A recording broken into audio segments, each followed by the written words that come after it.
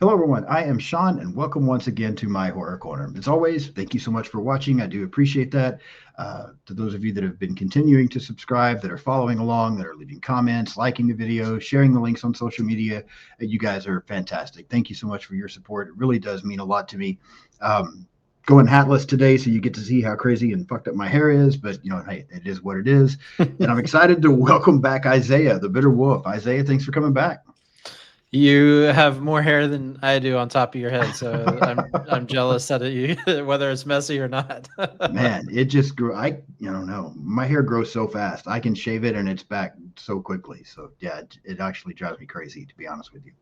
So who's the real wolf between the two of us is the I question. know. I know. Yeah. Speaking of the wolf, how's the wolf? I haven't seen the He's wolf here recently. he's great. He's over here. He's taking a nap on the thing. That's I perfectly can fine. I mean, it's. I could show you real fast because he's uh, not that hard to put back on. Oh, there he is. Okay. I had to ask because I watched the interview the wolf did with that horror couple, and Yeah. it was one of the funniest things I have ever seen in my entire life. Like I was literally cracking up the entire episode. It was so good. Yeah. Um, Oh, but thank you. Robbie warned me multiple times after that. He's like, "I think the wolf's coming for you. Be ready." And I'm like, "Yeah, I'm pretty sure." I'm coming for you, my friend, and you're gonna put you in the corner. I, I'm ready. I'm ready whenever. Yes. Did we get it scheduled? Well, we'll talk about that later. Yeah, we'll talk about that. But yeah, that really was. I mean, sometimes I watch other videos and people do some funny stuff, and I laugh a little bit here and there. But I think I was laughing the whole time watching that video. That was so good. I was Oh, like, all thank right, you. this is awesome. Yeah, I have a lot of fun doing those. They're called cave chats. And I think I've released 3 full episodes, and there's a fourth one coming very soon. And they're all different because it's the wolf is interacting with a guest, and just like with the horror mosaic, the guests are usually filmmakers, content creators, writers, artists, whatever they happen to be, and they come in and they just have like a 10 to 15 minute conversation with the wolf about they tell them who they are, and then they tell them let's talk about a couple of movies. So they have a little interview like that. Got it. Okay. Well, yeah, I really enjoyed that one. I thought it was so good. Cracking me up. I did notice the wolf kept getting them mixed up with Our Life in Horror and calling Robbie Brendan, which was cracking me up so much. But yeah, it was a lot of fun. So yeah, that was a killer episode. Good job. Oh, thank Um, you. Yeah. and yeah, I mean, you got to talk about it for a minute there, but go ahead and take a minute and promote anything else you've got going on. And I'm sure anybody that watches my channel is already familiar with you, but just in case they're not, take a minute to promote yourself. Yes, thank you. So I am Isaiah Swanson. I'm the editor of realbitterwolf.com, which is a website that promotes independent horror. And I do that in a few different ways, but I publish horror fiction and horror commentary by guest writers on the website. And it's also home to the Horror Mosaic, which is also on my YouTube channel. And this is video profiles of people in the horror community. Um, and I also have the cave chats that we were just talking about with the Bitter Wolf puppet. So those are interviews that go on there. And on the YouTube channel, we also have different panels talking about different horror topics. Yeah, so that's kind of the stuff that I have going on. Horrorfam.com is where I write Izzy's Eerie Indies. So I do that every other month or so. I'll publish a different article talking about different indie horror filmmakers and their movies. So yeah, I think my last article this year will be kind of a highlights of different indie horror films that I liked that came out this year. Okay. So I'll put that out. But Yeah. this week I had 2B Terror Talk with Our Life in Horror and Mike and Serial. So we talked about movies on Tubi that we've either seen or we have an interest in seeing based on their cover art. Because we talked about how Tubi is very similar to the old video store experience, and you could scroll through Right. based on fun, crazy cover art. So we talk about a lot of movies, talk about crazy titles as well, the same thing, and talk about some hidden gems. So we just released part 1 yesterday. That's up on my YouTube channel, and we talk about tons of movies and dozens of movies in that episode. And there's 2 more parts coming. Okay, very cool. Yeah, I'm looking for. I started to watch it actually this morning, and right as I got started, I got a phone call, and then I just never got back to it. It turned out to be a really busy day, so I'm gonna try to check it out either tonight or in the morning. But yeah, it always amazes me how busy you stay. You've got a lot going on, and but if anybody hasn't checked any of it out, go check out all of it. Isaiah's great, and all of his stuff is really good. So show him the support. Go check it out. Subscribe to the channels, and yeah, it's some really good stuff on there. So. And now, Thank you, Sarah. of course, I'm trying to butter Isaiah up as well because I just made him watch a movie that he and I have talked in the past about not being one of our favorites, but I'm still interested to get your take on it and break it down a little bit, and then kind of wrap up by talking about this franchise in general, since we've gone through the whole thing now. But we're going to be talking about the Black Christmas remake from 2019. Give me your let's see, how can we do this? Give me spoiler-free thoughts on this movie, if you can. Well, yeah, I mean, I was about to give a huge spoiler immediately after you said don't give any spoiler-free thoughts. That's the way it works. Yeah, so I've seen this movie one time, whenever it first came out years ago, and I remember I wasn't a fan of it then. And I watched it again thinking, well, maybe it's better because I think maybe people have exaggerated. And I watched it again for this, and I wasn't a fan again. But we'll talk about why. Yeah. Okay. Yeah. Nope. That's fair. And my own spoiler-free thoughts. So I've seen this a handful of times, probably 3 or 4. Like you, I watched it the first time as soon as it came out. I was really excited about it because I like the other movies in the franchise, and walked away incredibly disappointed from this one. Went back a little while later and decided to give it a rewatch to see if maybe I just was in the wrong frame of mind, because that happens sometimes. Found a few things that I like about it, but still overall was not greatly impressed. And then I watched it again a couple of nights ago to get ready for this. So it's interesting. I think it does have some good things about it that we'll talk about, but there's some things about it that bother me as well. So for Black Christmas 2019, tagline was just simply Slay, S-L-A-Y, and then then girls. Yes, Slay Girls, but spelled S-L-A-Y. Yeah. Synopsis for the film is: a group of sorority pledges are stalked by a stranger during their Christmas break. That is until the young women discover that the killer is part of an underground campus conspiracy. The film was released December 13th of 2019, directed by Sophia Tackle, screenplay by Sophia Tackle and April Wolf, produced by Jason Blum, Ben Cosgrove, Adam Hendricks, and Bridget Berman, cinematography by Mark Schwartzband, music done by Will and Brooke Blair, distributed by Universal Pictures, a runtime of 92 minutes, budget of $5 million, box office of $18.5 million. Let's stop there for a moment. Not incredibly successful there. I heard a long time ago, and I don't know how accurate this is because I never have been able to really find it, but that in order for a movie to be considered successful at all, it had to make 3 times its budget. Right. Yeah. If that's the case, this movie did that barely. I mean, it made 3 times its budget, so I guess, it was all right, but not huge numbers either. So not, a huge hit. Tell me your thoughts on cinematography, score, if it stood out to you at all, and the story.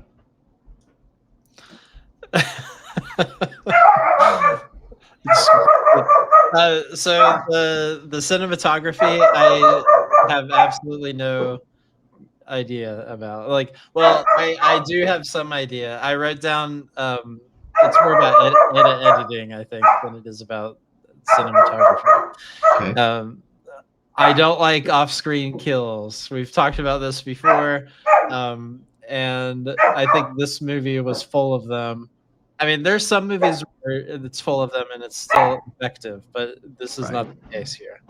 And there's some confusing editing as well that happens sometimes. Yeah. But yes, okay. Score. I didn't know. Actually, I did notice one thing with score, which was there were times where there was no music at all, which I thought was probably the best times and I'm really sort of reaching. It was probably the best times in terms of building some sort of semblance of suspense Okay. or horror related elements in this movie. Okay. Yeah, I can see where you're coming from on all of that because I don't think the score stands out at all. There are some moments where it doesn't seem like there is even one. Um, so that, I mean, it is what it is. The cinematography, I don't necessarily think that the movie looks bad. It looks fine. Yeah. I feel like it's a little cluttered in some scenes. One of the things that bothers me about it, and it's not terrible about this, but one of the things that you and I talked about it when we talked about the original Black Christmas. I've talked about it with some other people on some other films that are a little bit older, and one of the things that I appreciate about the original that I feel like the remake in 26 or 2006 and this one as well missed were they're almost too pretty. One of the things I really like about that original Black Christmas is just how grimy it felt. Even the buildings looked old. Their sorority house, even though they had some things in it, everything just looked. And again, it was 1974, but everything looked older. It looked used. It looked worn. The film had a kind of a dirty, grimy feel to it. The 2006 movie did not have that. Everything was, very pretty, very well kept, very pristine.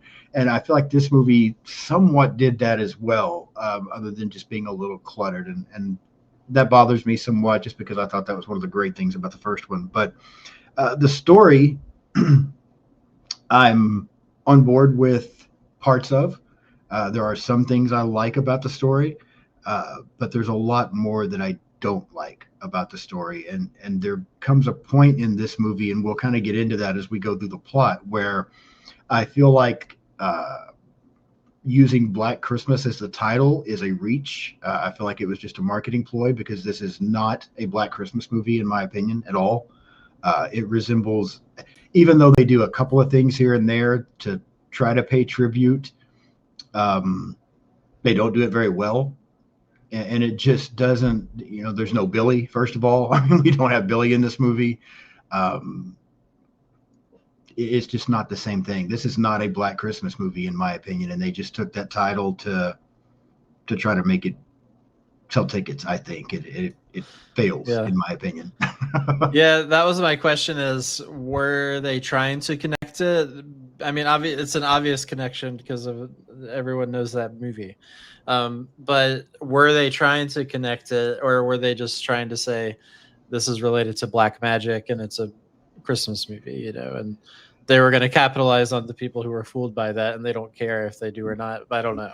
But the other thing that I thought maybe it is connected is it seems like the font was very similar in the title to the original. So I don't know, but you mentioned something about the plot that I did want to say, which was there are elements of this plot that I think have potential, because when I think of some movies that I love, they have worse plots, like or simpler plots or something. But it's just like about the execution here that we'll talk about. Sure, I agree. Yeah. I do think, I mean, minus the sorority, I mean, that's obvious. There's a few things here and there. We have one scene where there's I think it's only one scene where there's kind of a prank phone call, and it's very hard to understand the caller. I think that was supposed to be a little bit of a throwback. Yeah. There's also, and this aggravates me because I think it just, we'll get into it more as we go through this plot, but the cat in this movie, in the original, the cat's name is Claude. The cat's name in this film is Claudette. So I think there's a few things here and there, but I don't think that it was done very well. And I really feel like that was just a real quick try to, let's throw this in there for the original Black Christmas fans, but the rest of this is not going to be anything like it at all. Yeah. That's my thought. It's interesting, because I think there's a lot of ways to view this, and so it's obvious that the original was on their mind. Sure. Whenever you point out those things, and also it's a sorority. It takes place at a sorority house, and the girls are getting killed one by one, and they find out halfway through. Blah blah blah.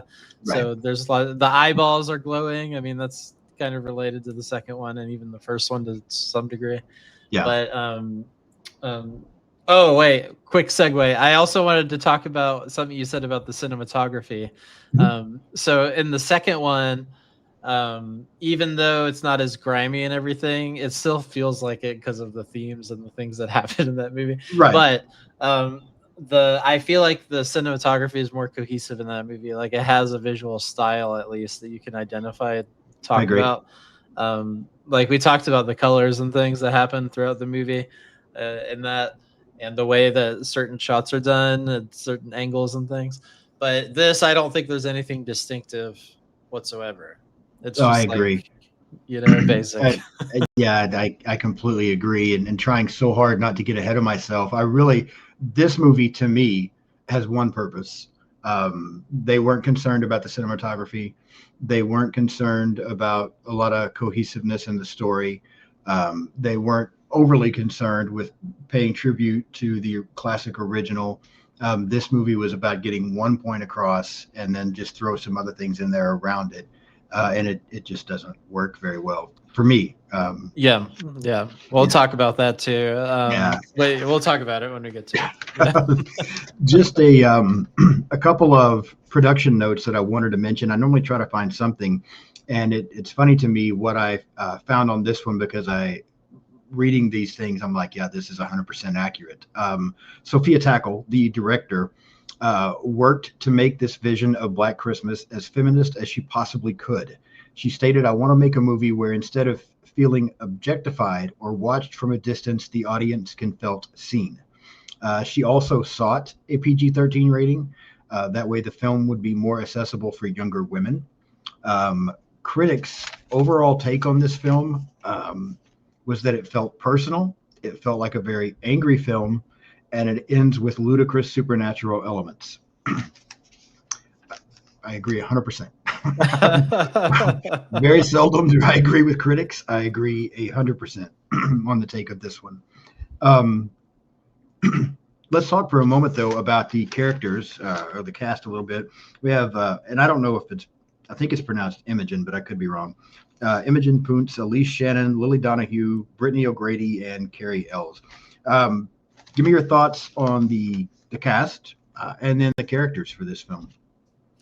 I think the cast did perfectly fine with what they were given, to be honest with you. Like, I didn't think anyone was especially terrible or anything. I thought the script was what the problem was with that. But even Carrie Ellis did a good job hamming it up Yeah, in his cheesy. I think people needed to match his cheesiness more because he kind of realized what type of movie this should be, and other people were taking it too seriously. yeah, Because the plot itself, beyond the message element of this, the plot itself is so silly and goofy that it should be performed in the way that Carrie Ellis was doing it, and even the fraternity boys, to some extent, and some right. of the sorority girls, but not the main ones. Yeah, yeah. That's the No, problem. It's like different tones or something. yeah, I Yeah. completely agree with you. Are there any are there any of these characters that you actually like?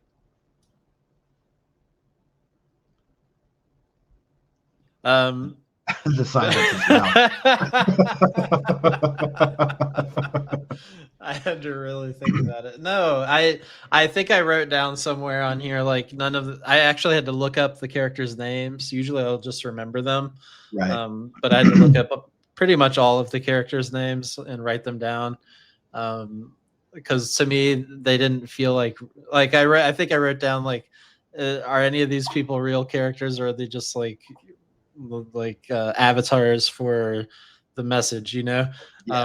and so that's why it was hard to find anyone to like, I Right. guess. No, Yeah. I agree with you actually. In fact, I think there's only I don't like any of the characters in this movie, with the brief exception of Riley at times, the main character, Right. because I don't think she's I don't know any other word to use quite as annoying as some of the other characters in the film. Yeah.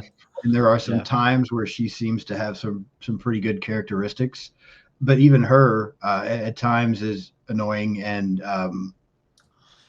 Yeah. how she is able to, and we'll get to it when we get to that part of it, she figures this out incredibly quickly, and I have no idea how. Yeah, well, it's just convenient because I think, again, like we said, the plot is secondary. Yeah. But I think the likability with her doesn't even come from anything in the writing. I think it comes entirely from Imogen Poots, who's just a likable sort of person. Like Yeah, everything I've that's a seen good her point. in, I've always liked her, you know? Yeah. So I think she did well with what she was given too. Yeah. Even though, like I said, her and Carrie Elvis were out of sync because she's very serious and Right. he's very goofy in this. Yeah. So, but I don't think that's their fault either. Yeah. You know, to me that Yeah. maybe seems like a direction thing, but I don't know. No, I agree with you. I agree. I think that the cast all does a good job with what they're given. There's just not a lot of, and some of it is because of the fact that, like you said, Carrie Ellis plays it differently than the rest of the people. But there's just not, even amongst the girls, I don't feel like there's any chemistry in this cast. Like Yeah. nothing is believable. Like I don't buy that these people are friends. I really don't. Like I just can't. I don't see it. So Yes, yeah, I thought of that too because last time we talked about how in 2006 we really liked that group. We yeah, like to hang out with them, and then we even compared to the original. I would right, rather hang out with that original group than this group because this yeah, 100 group percent. it's like hanging out with an empty room because to me I don't even remember most of their personalities. They're Yeah, just like they represent this, yeah, they represent this, and it's just like very rigid. Like right. for one visual representation of this that I got a big kick out of was the one character, what was her name, who was holding the clipboard, Chris, I think.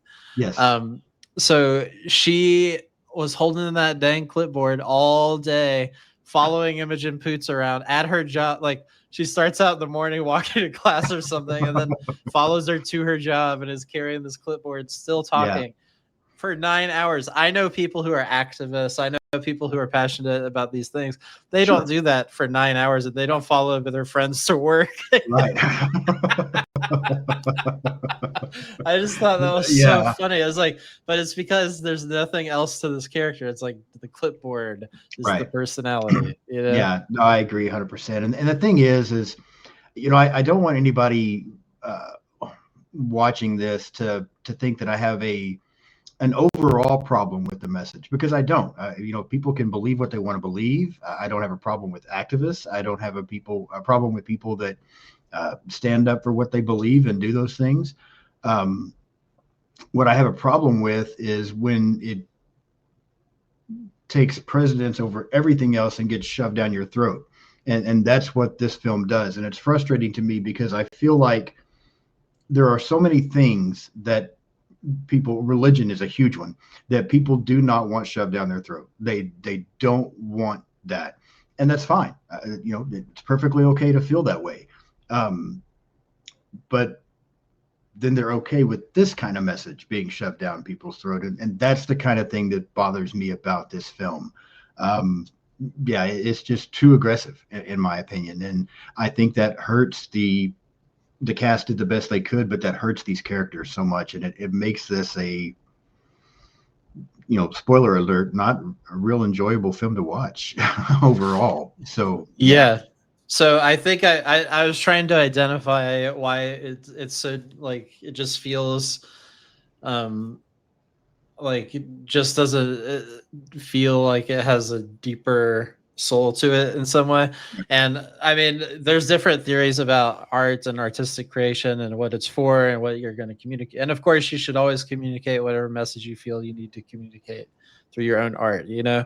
sure. Um, my sense of it is the story you want to tell, it has a message in there somewhere that you might think is there. You present the story, let the audience come to their own conclusions about it. Like there's tons of stories out there about the patriarchy, for example, because Right. that's like I can't identify a clear, coherent message in this movie because we talk about message movies. I don't think Right. there's one message. I think it's like a collection of cliches about the patriarchy and how it's talked about in academia type thing. I don't I don't think it's Yeah. like even a unique particular take. It's kind of just like a Jason Blum produced it type Right. thing. Yeah, no, I agree It's with you. like And I very just, the word. Oh, sorry, just no, you're the good. word I'm looking for is called reductionist. Before I forget it, that's the word I'm looking for. It's like Yeah. instead of letting the characters develop naturally and then let the people who are playing them explore elements of these characters and then let the themes come through and the audience's own understanding of the story and their own imagination. It's like you're cramming one way of looking at it Right. into this, and so it feels unnatural. Yeah, I completely agree, because even the first movie deals with some very sensitive topics, but it does it Yeah, so well. It mixes it in with everything else, but yet you still get a feel for these characters and who they are outside of just those one particular, or the issues that they deal with. Um, it touches on them, it mentions them, it gives you something to think about, but it just doesn't beat you over the head with it the way this one does. And so yeah, it makes it rough. Now, yeah. all of that to be said, there are a couple of things in this movie I like, and so we'll start to walk through this plot a little bit, and see if we can find what those couple of things are. But Yes, yes. Oh, opening scene, yeah, go I ahead. did quickly want to say that I think another part of this is whenever you have a really strong message, like there's tons of movies in horror in the revenge genre, right? Sure, And a lot of that message is like be careful of sick men and dangerous men and things like right, that. And that's true. That's a real thing that many women face as absolutely, violence at the hands of men. So this genre comes out of that. But the best movies uh, show these characters as real people and real characters who are also human, right, and they're struggling with their own personal struggles too.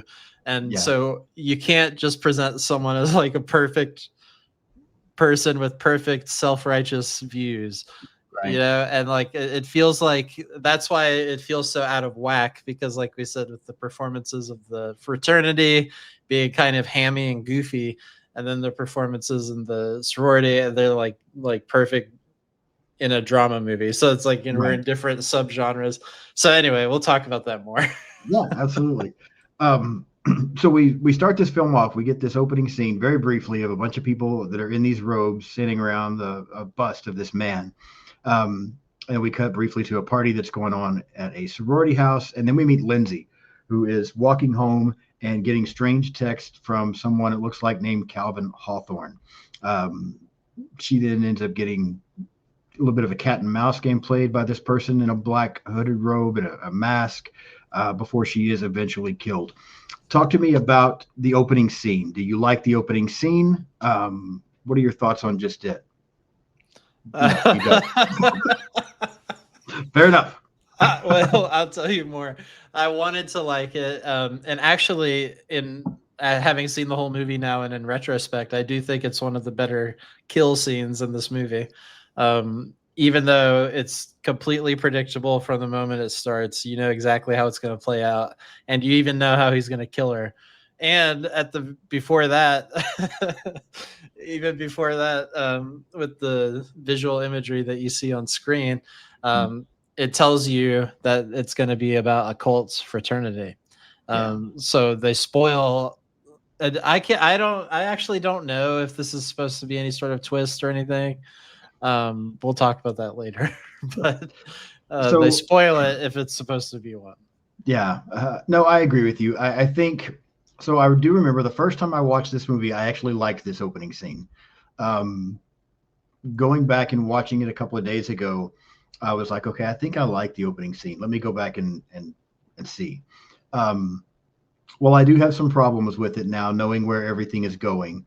I still do find that it's one of the better scenes in the movie, because I feel like we at least get, minus a few little hints here and there, we get a lot of your basic slasher thing going on here. We get Yeah, a that's little bit true. of a cat and mouse going on. She thinks a few times she's gotten away from this killer, and then he pops up someplace else, and you're like, how? But we've seen that with Jason and Michael, and some classic slashers as well. Yeah, Even though you know how she's going to get killed, it's still not a bad kill. I kind of like the Snow Angel vibe that you get there, that she kind of forms as she's being, drug away. Wait a second. Pause here for a Sure, second. go ahead. I forgot about that moment. But let's just say that is stupid. That's the. I mean, I like it too. Okay, don't get me wrong, but it is stupid because there ain't no way that you're about to get stabbed and you're going to sit there and make a snow angel. Even as a natural, it's not a natural response. Right. No, I 100% agree. It's stupid. But watching this the first time, I remember after seeing this opening scene, I was like, okay, this might be good. Like this is a decent opening. This isn't bad. Yeah. It should have stayed stupid. Watching it a couple of days ago, I was like, okay, I can see now why maybe the opening scene might be my favorite part of this whole movie, because it's the only part where at least things are subtle and not driven. So, I don't mind the opening scene a little bit too much. Like it might be my favorite part of the movie. But from there, we get our introduction to Riley in Professor Gelson's class. Professor Gelson, played by Carrie Elwes, and he's upset about a petition that's going around trying to get him fired. He's talking about this particular book that Riley thinks is obviously written by a man, and then he lets her know that it was actually written by a woman.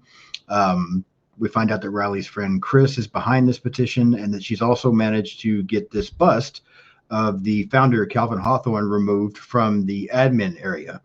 And then we start to also begin to find out that the fraternity president from the Delta Kappa fraternity sexually assaulted Riley, raped Riley at one point. I feel like we're just setting up story through this part of the movie, but I think immediately here we're getting the message of this film. It's very quickly being revealed what this movie is, and I mean, I don't. It's an anti-man movie primarily, and this is going to sound horrible me saying it. I've been thinking about this all day. Like, did I want to say certain things that I thought, but I'm just going to say them anyway. It's a very anti-white man movie, to be completely honest with you. The way they word things and do certain things, which is fine. I mean, that's perfectly okay. I get it.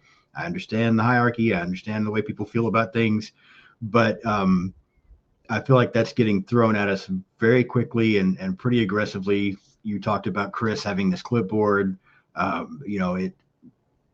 Anything that you thought differently as we get this set up for the movie?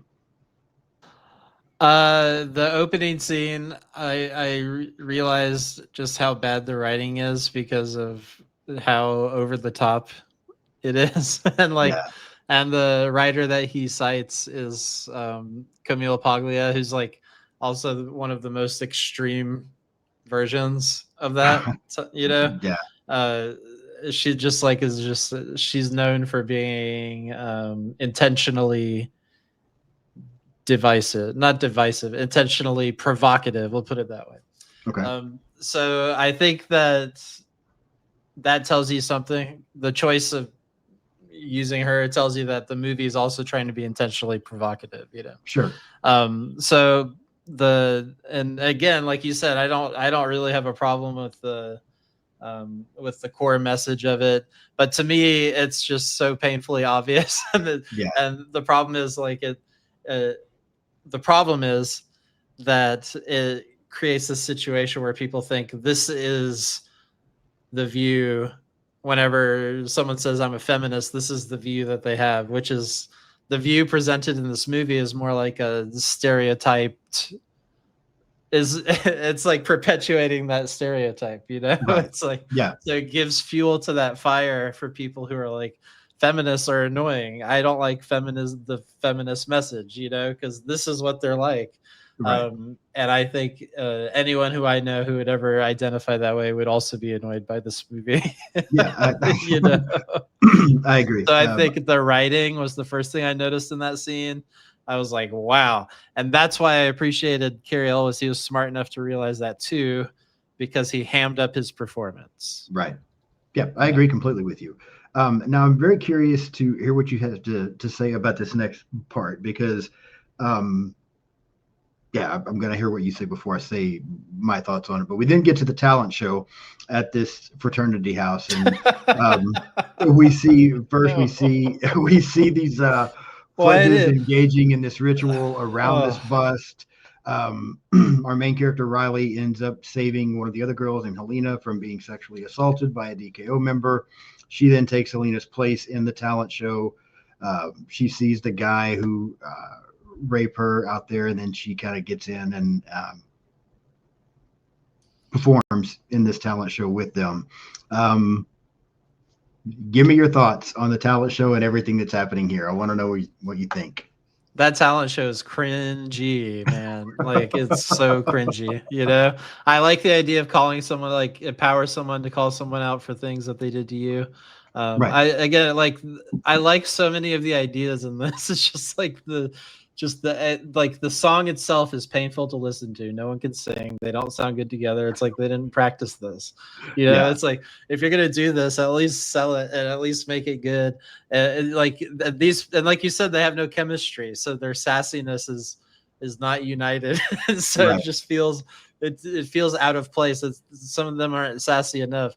It just feels like it feels like a performative type of feminism, as opposed, and we're just, and again, here we are, two white dudes talking about this, but I think does feel like a very performative type instead of like a sincere type, because if it was more sincere, then you'd want to tell a story that showed someone as a real person so that you could connect with them, instead of saying like, let me get all the check marks on the academic way of talking about this. Right. And it just feels so like soulless and insincere. Yeah, I agree with what you're saying. I do think, like you said, I don't have a problem with, in particular, this one character, Brian, getting called out in front of people. That doesn't bother me a bit. I don't think it's performed very well, again, because there just doesn't seem to be the chemistry between the actresses. And like you said, it just doesn't seem that great. But the one thing that I'm going to say here that's happened, I've probably watched this movie 4 times. Okay. Every damn time. Jeez Louise. Every time I have watched this movie. Well, like I said, I watched it once when it first came out. I watched it a second time to reevaluate and see if I could change my mind. And then I ended up talking about this movie on something with other people, and then preparing for, you and I to watch it. So I've seen this movie 4 times. Every time I watch this movie for the next 3 days, I walk around singing this damn song. It gets stuck in my head for some reason. It gets stuck in my head. And so that's really funny. And then I find myself laughing about it, because I'm like, why of all things to get stuck in my head? Is it this? Is it catchier than I think? Like, maybe it is. About it? Yeah, I mean, maybe that's just it. It's just catchy, because I agree with everything you're saying. Compared to other things in this movie, I don't hate it. This scene really doesn't bother me as bad as so much of this movie does, and so therefore, I think I look at this scene as just being somewhat comical. And then, like, it is comical. I agree with that. Yeah. And then, like I said, the song gets stuck in my head. So I almost feel like in the times that I've seen this, I'm almost like, okay, I like the opening scene. And this scene's comical, so I'm okay with it.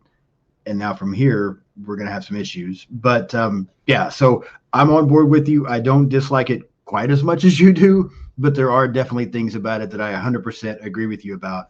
I'm just hoping that after you and I finish recording, that I don't go to bed tonight and start singing this song again. No, you're going to. Yeah, I've got to get it out of my head at some point. But and it's so funny, because when I was watching this the other day to get ready for this, I got a phone call in the middle of it. And a lot of times if I'm watching a movie, especially if it's something I haven't seen before, if somebody calls me, I either don't answer, or if I answer, I pause the movie for a minute, so I can stay focused on it. This time when I get this phone call, I'm like, I've seen this multiple times. I know what's happening. I'm not going to pause this. I'm fine. But so I'm talking to somebody on the phone. But yet I was like, was it Billy? No, I had the movie going, and they hear the song. And they're like, what the hell are you watching? And I'm like, yeah, don't ask. Let's move on and talk about something else. Like, don't worry about what I'm watching right now. But yeah, they were concerned about what it was I was watching. I'm like, yeah. Yeah, it happens as horror fans, doesn't it? Happens a lot. I have to turn down screaming all the time. Yeah. But yeah. Something I wanted to say about the SA scene that you were talking about when she walks in Yeah. on her friend, and I was like, that is just far too convenient. Yeah. I was like, Yeah. because I mean, it's to me, it's enough to, and goes to the you mentioned like beating you over the head. Um, we need subtlety whenever you're talking about some really intense issues, Sure. and of course, I mean, we talk about something like I spit on your grave. There's no subtlety in that. No. However, it's effective because of what it's doing here. Because so much of the movie is subtle in terms of like some violence or some other things. It's just very strange that the only thing they're very explicit about is telling you the message, Yeah. like telegraphing is what it's called, telegraphing the message. Right. I think that's just it. Yeah. We do get briefly here, we kind of get an introduction to another character. His name is Landon. We kind of see Riley start to form a little bit of a bond with him. Any thoughts on this character before we go on through the plot? Yeah, I kind of forgot about him, but I like him. Okay, I think the actor does probably the best job with what he's given on that one in terms of likability. You asked who is the most likable. I forgot all about him. But he also does things that are annoying too. So it's like, yeah, the reason I ask you on that, and the reason I specifically brought him up is, and it may just simply be kind of like you said, with these people are doing the best they can with what they're given, but I bought his performance less than anyone's. I just didn't think the character seems okay, but I just didn't feel like I feel like the other characters, the other cast, did the best they could with what they were given. I don't know that he did the best he could with what he was given. I think he just took it and was like, okay, I'm going to be in a movie. Like, I just didn't see anything from this. I was like, wow, okay, in a movie where I'm struggling to find any characters that I really like, the one character I do like, this is the worst performance in the movie. And that's just, I mean, I know I'm probably being harsh, but that was just the way I felt about it. I was like, I can't even get 100% behind this guy because this is not great. It's hard. Like, I think it's really hard to inject real life into characters that feel like avatars, like we said, that are just like there to spout out statements, messages, like you said. Right. And so anyway, all right, we can go to the next bit. We'll move on. Next, we get Helena, who is the one that was almost attacked. We see her packing, and then we see someone in a mask and robe come up behind her. We also start to see this black tar. I've failed to mention it yet. That seems to be around from time to time. Cat seems to step in it here. We also get Fran, another one of the sorority sisters, gets attacked. I believe we don't get to see her kill. I just don't believe that we see her kill. We just know what kind of happens here. That's also where we find out that the cat, the name is Claudette instead of Claude, which 99% of the time would not bother me. It even bothers me in this movie because I'm like, we're trying so hard to force this message down your throat that we even need to change the cat to a female name. But it was annoying me. I was really starting to struggle with the annoyance level here at this point in the film again the other day. And we also see some more of the sorority sisters getting some of these texts from this Calvin Hawthorne line. The girls start to get worried because Lindsay never showed up. Now Helena's disappearing. We see Fran's body when Riley's walking away, but no one else sees it. Riley starts getting more and more suspicious as these texts come up. They report these disappearances. Like in the other Black Christmas movies, the cops are not very helpful. She doesn't really get too much help, and then she has a confrontation with Professor Gelson in front of one of the buildings, and she sees a list of her sorority sisters' names. Any thoughts here as we're going a little further into this and getting a little deeper into the movie? Yeah, well, again, if they're trying to have any sense of mystery, showing that list there is not helping the matter too much, especially if the big reveal later is meant to be Carrie Elwes. I'm like, that's a little bit on the nose. So I don't. It's funny because like if you want to build any sense of mystery, the things they're showing remove the sense of mystery. If you want the PG-13 rating, then you're going to remove the violence, which they did. So now you're removing all the elements that make this movie. It would make it interesting at all. It's like, no, I completely agree. We didn't see the person's death. Even in the icicle scene, you don't see the stab. It's implied heavily. Right. Right. And so that's, you're just trying to irritate me. No, I agree, because I think at this point, exactly, I mean, I'm 100% on board with what you're saying, because we've removed the violence. We're pushing a certain message, and we're also removing the mystery now. I mean, we're giving away what's going to be happening. So I feel like everything that makes a horror movie, we've taken away. We've completely removed that. And now this movie is just even more so becoming 100% about getting a certain point across. And I'm just like, man, this is disgraceful to the Black Christmas franchise for me at this point. It feels like a slog whenever you work that way. Like, just coming from a perspective of writing something, when I think about writing something, I never sit there and think, what message do I hope someone understands from this? I've never thought about it that way. It's like I tell a story, and then you realize, oh, that's kind of cool that this theme came through. I wonder what that could mean. Yeah. And then you could go through and alter something whenever you realize that theme is in there and enhance it a little bit.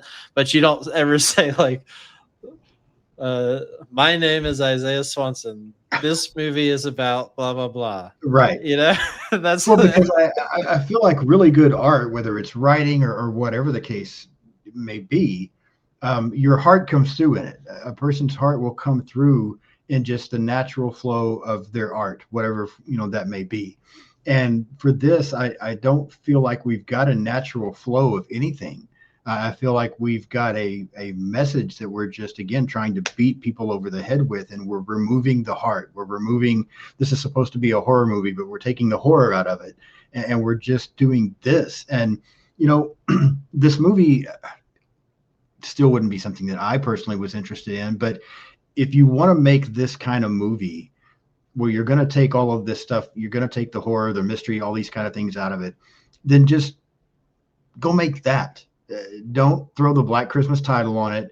Don't try to hint that it's a horror movie. Don't try to hint that you've got suspense and, oh, who did this, when you're going to make it really obvious who did this. Like, just go make your drama about women that are dealing with these issues, and that's perfectly fine. You can do that. But what you've done is you've taken that and you've thrown a bunch of other stuff around it to try to give some validity to your message that you didn't need. Your point is valid, so just use your heart and make your valid point, instead of trying to take the Black Christmas name and we're going to call it a horror movie and we're going to throw in some really weak suspense that we kill immediately and we're going to beat you over the head with it. Like, I just think it was so poorly done. It could have been so much better, even as another genre, than to do it this way. Is my thought. Yeah. And I mean, we've seen the whole sorority subgenre in horror. There's tons of movies that fall within the subgenre, and a lot of them deal with the theme of sisterhood. And a lot of them deal with the theme of sisterhood overcoming violence and things like that, but they do it in a much more intelligent way. Like, even Slumber Party Massacre is exactly that, the perfect example of that, I think. Right. I completely agree. And it could learn a lesson. I have to also, I'm going to jump to the defense here too, in terms of historical context for this movie, because I feel like if it came out in 2019, this is right on the tail end of the early days of the Me Too movement, right? And I can only imagine that you have someone like Jason Blum wanting to cash in on this and say, let's amp up those messages. Like, I don't think they're going to understand subtlety. Let's make it extremely explicit. Right. Let's name someone Harvey. I don't think there's a Harvey in this, but might as well be. Yeah. So, and like you said, the message is very valid, but I have to wonder, I don't know in terms of production and things, like how much of that has to do with that, Sure. So I think that this message, like we said, has been explored many times in much more interesting ways in better movies. That's all. I completely agree. And from there, then we we're already having a hard time, or at least you and I are, at buying this friendship between Riley and Chris. And now they're going to begin to argue about Chris making all these social media posts that Riley's not on board with. We get another girl, Jessie, gets attacked. And we finally get into a little bit more entertaining scene, as far as I'm concerned. Marty, one of the other girls, gets into it with her boyfriend and makes him leave. But then these masked individuals start showing up with arrows and attacking the girls. And at least we have something going on now. We've just for a moment brought some action back in. And even though it's not scary, something that, the attacks, that kind of thing, have been brought back in a little bit. I think they end up coming across Jesse's body. Marty's boyfriend comes back, but he also gets killed. Riley gets attacked and manages to kill her attacker. We start to see now that if you hadn't already caught on from the beginning of the film, that there's multiple assailants, not just one. Marty gets killed, and then Riley and Chris are able to work together to kill some more attackers. But then they separate. Riley goes to try to figure everything out while Chris is not wanting to do so. But then Chris finds out that there are other attacks going on at other sororities and wants to help them. Now that we've had some attacks, we've had some more kills. Are you enjoying anything anymore here, or is it just, or at this point it's kind of been ruined for you and you're just not on board? Well, so it was ruined for me the first time I saw a cloaked figure with black goo in this movie, because I was like, again, because of the Black Christmas label. I would be much more open to a black hooded figure with black goo if it wasn't called Black Christmas. I would have been much more open to a lot of this stuff. But it does carry a lot of weight, as you said, and they are obviously making the connection, so we have to consider it. Right. So I hate the black hooded figures as a villain. Does absolutely zero for me at all. The only one I like is Ghostface, who's similar to that sort of thing. Okay. I don't like that. I don't like that in general in a movie. With a home invasion can pull it off, but very rarely. Yeah. So does absolutely jack shit for me. Fair enough. Personally, but it does give you some action. Just in terms of pure dopamine and things like that, something different. And I like that they fight back. So right. I do like that they seem more ready to go and fight back. So that's good. Yeah, I agree with you there. I agree. I like that they're ready to fight back. And I guess for me, it was just the action was as brief as it was a much needed break from everything else that was going on in this. It at least was something else for a moment. Didn't last long. But something else for a moment. And then Riley is able to very quickly put all of this together. It's known that Calvin Hawthorne was into black magic. And so she is very quickly able to realize that this black goo is part of this, and that this is all because of Hawthorne, and black magic is responsible for these murders and this bust. I mean, she puts it together like she's in a Scooby-Doo cartoon where they figure out everything. I mean, it's just, she figures it out so quickly and so easily and so unbelievably that even the times where I kind of think I might like Riley here, I'm like, this is bullshit. There's no possible way. And so it's because she paid attention from the very start of the movie when they gave it all away in the opening shot. So it's Jesus. It put me right back to being frustrated. Riley gets Landon to help her. They show up at the fraternity. The frat bros end up getting a hold of Landon and forcing him to join them. There's this ringing noise that causes these guys to have headaches, which is just so stupid, in my opinion, the way we go with it. And then we, so dumb. Sean, it kind of reminded me, did you ever watch Buffy the Vampire Slayer? I did, yeah. Do you remember the episode with the fraternity, the evil cult worshipping fraternity? I don't remember that episode for some reason. Better. It's been so long since I watched Buffy, but similar theme, similar concept. But better execution. Okay. But that it just reminded me of that for some reason. It's like like the headaches, the eyes were kind of cool. I have to say, like that was Yeah. kind of a cool touch. I don't think the headaches were necessary if you're gonna have the eyeballs glowing, but Yeah. No, I'm with yeah. you. Yeah, and then we kind of get to the finale. Riley finds Helena. We realize that Helena is now part of this, and she helps the DKO guys get Riley again. There, we find out that Professor Gelson, Brian, that these are, these are the guys that are behind all of this. That when they moved the bust, that's when they discovered that Calvin Hawthorne had this plan to control women, and this black liquid possesses pledges and helps them to carry this out. They turn on Helena and kill her, but Chris and the other girls arrive just in time, and we kind of have this battle going on. Riley smashes the bust. Chris sets Professor Gelson on fire. The women in Landon then are able to escape and leave the fraternity burning, and presumably killing all of the frat bros inside. Give me your thoughts on this finale.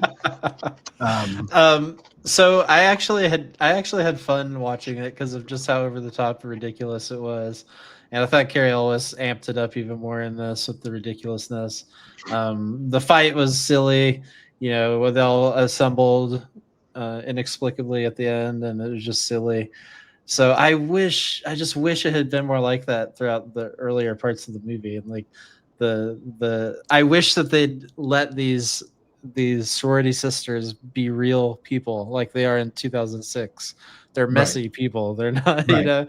But I think 2006 still, like, there's still feminist messages in 2006 Yeah. and in the original, but Right. they're real people. Yeah. So it would have been much more exciting to see them fight back if they were allowed to be people that had something they needed to overcome. And they give you that. They try to give it to you with Riley, but they undercut it because they Sure. don't show you. They tell you that she's struggling instead of showing it really. Yeah. I And agree. then they undercut it more by showing her walk into that unnecessary assault. So I was like, Yeah. so anyway, that's just execution stuff again. Yeah, no, I agree with you. And I'll be honest. So for me, watching this again the other day, the thoughts that I had the first time I watched it just came flooding back because I was so annoyed again by this point in the film. And when I watched the end of this movie, even though, it's ridiculous. Carrie Ellis does a great job. It's just so frustrating to me that this is supposed to be a Black Christmas movie. These supernatural elements, this black Yeah. liquid, it is just all so dumb. And it Why is is there black goo? And like, I want to sit down every person who puts black goo in a movie and ask them why. why. Like that just doesn't seem like it would ever be an instinct I would have. Maybe Yeah, it's cheaper than blood or something, but it even comes up in a movie like Weapons. yeah, that's There's true. black goo in Weapons and That's the true. Babadook, and I'm like, why do they? What does the black goo mean? Yeah, that's a good question. But yeah, I think for me, this is the ending is just kind of it's the icing on the cake of the frustrations and things that I was feeling during this movie because it's just bringing in this supernatural element, having this black liquid. It just every time that I have seen this movie, I'm thinking the exact same thing at the end. This is not Black Christmas. This is not even close to Black Christmas. And it just frustrates me so badly. I have no problem with people giving us a little bit different version and their take and that kind of thing. If they're doing it on the story, like they're just twisting a few things here and there, but to use this for title only is just so frustrating to me. That even though there are some things about the end of the film that could be somewhat enjoyable, I don't enjoy them because I'm just kind of done and over it at this point. So, yeah, I'm looking back and I'm like, okay, now, even though I recognize why the opening scene is not great, I also recognize why it's my favorite part of the movie. And now, even though that um, talent show was so bad, I realize why it sticks with me a little bit because the rest of the movie is so fucking annoying that at least those two parts have something to them. So Yeah, I am not a fan of the way this movie ends at all. Yeah. Yeah, and like I said before, if it did have a different title, if it wasn't supposed to be part of this thing, because it's different with Halloween Ends, for example, doing what it did with its character focus and how it kind of treated it more like a anthology thing, like Halloween 3. If you have that view of Black Christmas, then that could be kind of interesting because, like we said, it takes the black magic part of Black Christmas, and this is part of the Black Christmas idea, but it's about evil on Christmas in different stories, different people. But that's not Black Christmas. Right. Black Christmas has characters, it has things, so it is a bit of a it's already a little bit of a okey doke or whatever. And then on top of it, the presentation is just so obnoxious Yeah. that it just makes you even just like more irritated. I just can't believe you watched it 4 fucking times. Yeah, like I said, man, the first 2 I can justify a little bit because I wanted to see it, and then I was like, okay, surely it's not as bad as I thought. Let me watch it again. The other 2 times that I've watched this movie have strictly been to prepare for discussing it in some way. Yeah. Yeah, But other than that, I wanted to tell you a couple other things that annoyed me that were pretty funny. Sure. And I think Yeah. you'll get a kick out of this. So as someone who, one thing we talked about in 2006 was I love the trashiness of it and how it just like goes to the bottom of the barrel because I love that sort of thing. And I like how gritty the first one is and how dirty it feels. And so I love this aspect of this franchise. And so this movie couldn't have been more sanitized. We talked about the fucking off-screen kills. We talked about that. We talked about, but it's even worse than that because the thing about this song that bugged me. Let me write this down here. And now the girls from whatever it's called, what was it called? Kappa something. I've got it written down somewhere, but yeah, I think I got frustrated and just laid my notes down too. Anyway, whatever. Yeah. Okay.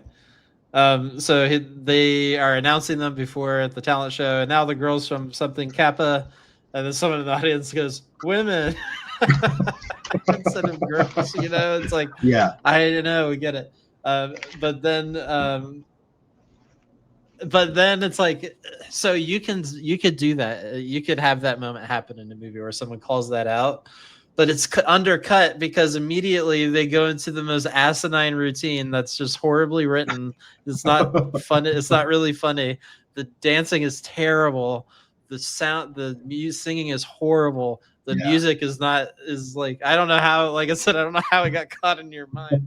So I was like, it can only work if their attitude matches it, but their attitude is just lame. It's like their energy level is nothing. Yeah. And so it's like, that's part of the problem. And one of the lines in that song too is, "You and I have sex." Yeah. I'm like, what are we, 12? What is that? They even cut off the word dick.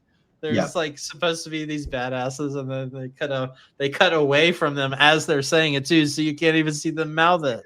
Yeah. And then later in the movie, what was the other one? Hey, professor. In the last scene, they say to Carrie Ellis, "Hey, professor, suck my..." Cut away. Yeah. Don't say it. What's happening here? Come on. If you really want your message to have a bite, and you got to stand next to it. You say, "Suck my dick, professor. Suck my nuts." Like, that's a true feminist message. Right. I agree. That's what I want to see. Like, the filmmakers who really have a statement, they are going to passionately stand behind it. They're not going to cut themselves off. Are you kidding me? Right. Yeah. No, I completely agree with you. That is funny, though. I agree. So, all of this being said, we've been rating these on a scale of 1 to 10. Where would you rank Black Christmas 2019 on a scale of 1 to 10? I have seen worse movies, right? Yeah, absolutely. Where would I rank those movies? Hard to say right now. In this moment, where would I rank Black Christmas 2019? Probably a 2. Okay. Yeah. I think that's fair. Yeah. There's A couple of things that I enjoy about this movie. Just a couple. Yeah, And I've seen a lot worse. And absolutely. Yes. yeah, so I'm pretty close By to the way, you. I've seen worse that I've rated higher than that. But Yeah, that's it's that's like kind of there's so many that's things that go into a rating. It's like for me, rewatchability is very low on this. yeah. For me, like enjoyment's very low. If they had just leaned into the goofiness more, because there's lots of promise. Yeah, I agree. I think I would say a three. I'm right there, almost right there with you. I would say 3 out of 10. And you know what's best? So I think with only being three movies, it's pretty easy to go back and re-rank. And I think uh, we both considered the first one a 10 out of 10. Yep. I don't remember what you gave the second one. I feel like you ranked it just maybe like a point higher than I did. Like maybe you said an 8, I said a 7, Yeah, something like I think that. so. Yeah. Then on this one, again, we're just like a point off. You're saying a 2, I'm saying a 3. So I think we agree that, we like the first one, 2006, and then this one as far as those. What Yep. frustrates me is if I do that, because I always do this in my head whenever I finish up a franchise. So if I gave the first one a 10, I gave the second one a 7, and I gave this one a 3, that's a combined score of 20, right? That's right. And so there's 3 movies. So then I take that Pretty 20. low. Yeah, I take that 20 and I go back and divide it by 3 to see what the overall ranking for this Oh, franchise would be. And we're talking like a 6 point something. 6-6. And yeah, and that just is terrible to me because I'm like, how can a franchise with such an amazing opening as that original movie from 1974, Yeah. how can the franchise be a 6? Like it's just You it's cut out the so outlier, frustrating. Sean. Just remove that last one. Yeah, it's like whenever we have a room full of people, and one of them's 100, we're not going to count their age in the average age because that's going to Gotcha. hurt it. Okay. So that's That's what we'll fair. do. That part's fair. That I can do because I'm just like, man, that hurts to say this franchise is a 6 when that first one's so perfect. Yeah, it's better. I mean, But there's tons of franchises like that in horror, that's true. where Yeah. I mean, holy shit, when Texas Chainsaw get weighed down, we're going to talk about those too. Yeah. Yeah. And in fact, I was going to mention that when we wrap this up. I was going to like, now that we did it, we watched this movie, we can forget about it now and get back to covering TCM We like did it, we yeah. started. So yeah, we But see, got this is good because we got in our comfort zone because we're always talking about stuff we both like. yeah. Snooze. Now we Yeah. talk about something we we both didn't like. It's still a great conversation. But Yeah. I forgot. I did have one other thing that annoyed me about this Sure. tame shit. This PG-13. There are good PG-13 movies out there, people. Not a single. Oh, I wrote not a single character feels like a real person. I agree. What did I look at here? I'm looking for the cat.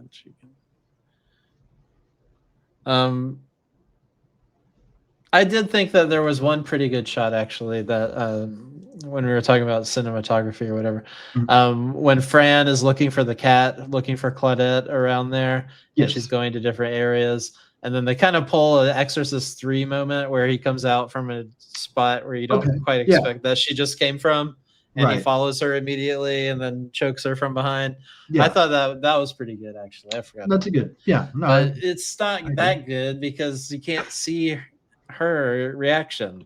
But Right. anyway, the thing that really annoyed me was like, this is when I knew I couldn't hang out with these boring ass people. Was what's your top 3 animals? Yeah. What? Yeah, I agree. God. I'm like, Give me wow. a cigarette. I'm gonna start drinking again because of you. You're so fucking boring.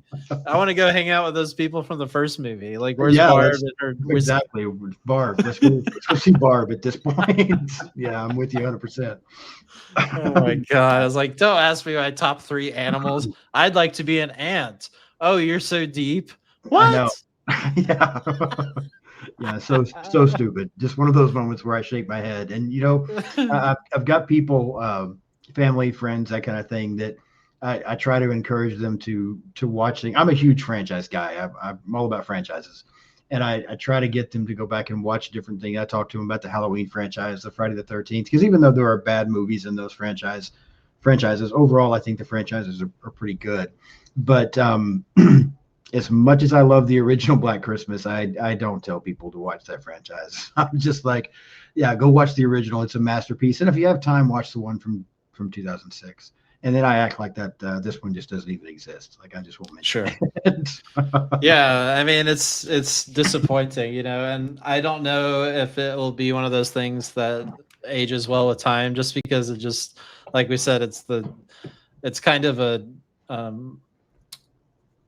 fundamental issue, which is the egg came before the chicken or something, or whichever way. It's like something happened first that shouldn't have happened first, and it was like, this is the answer. This is what it means. You know, I hate that shit. Yeah, I completely agree. Anything else you want to share about this one, or you think we've gotten through enough? We did it. Yeah, right. Yeah, I think we covered it, and I think we were pretty fair in our assessment. I mean, I feel like that, and the thing is it's not just.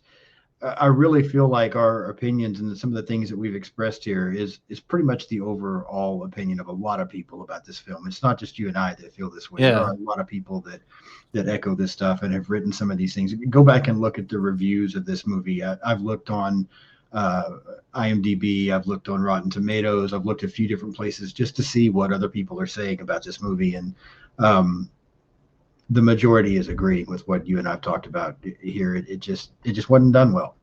Yeah, and I don't think I know that a lot of times on the onlineosphere, a lot of times people will be like, "Oh, you don't like this movie because you're a man," you know. And I don't think that's. I actually think the people who are saying that are not people. I think those are bots, to be honest with you. I don't think anyone could watch this movie and have a conversation with someone about it being bad and think that's the reason, right? Because it's more fundamental than that. You know, I agree 100%. It's like the message itself is so muddied in a lot of ways that you're not too sure exactly, other than, like we said, the whole stereotype of it all. Yeah, no, I completely agree with you. Isaiah, tell people what you've got coming up over on your channels and what you've got happening in December. Yes, in December there's going to be 3 or 4 Horror Mosaic episodes. So I think around the same day that this comes out will be Horror Mosaic 34 with Bobby Torres. The week after that will be Horror Mosaic 35 with Doc Mortis, the horror host. And then after that, we're going to have episode 36 with Brandon O, the host of Terrorific Podcast. Okay. And then episode 37 will be after that with the writer and editor Tasha Reynolds, who's with the Sinister Scoop. So that's what I got planned for December. And in the Horror Mosaic, I have the Cave Chats. I have episodes with the filmmaker Joshua Pangborn and Ruby Tombsday, the horror host, and the filmmaker Chris Wesley Moore. Okay. So, yeah, lots of stuff coming up this month. Yeah, you're staying busy. Lots of good stuff coming. So, yeah, definitely go check out Isaiah's channels. Off the top of my head here, I know I have another episode on Welcome to Derry coming out. That'll actually be, well, with this airing, it'll be the following day. Next week, I will have Kelly and Sarah from the Final Girls podcast are going to come on. We're going to be talking about the 1976 slasher Alice, Sweet Alice. Ooh, also I love that movie. Sorry. Do you? No, that's okay. I'm glad you like that one.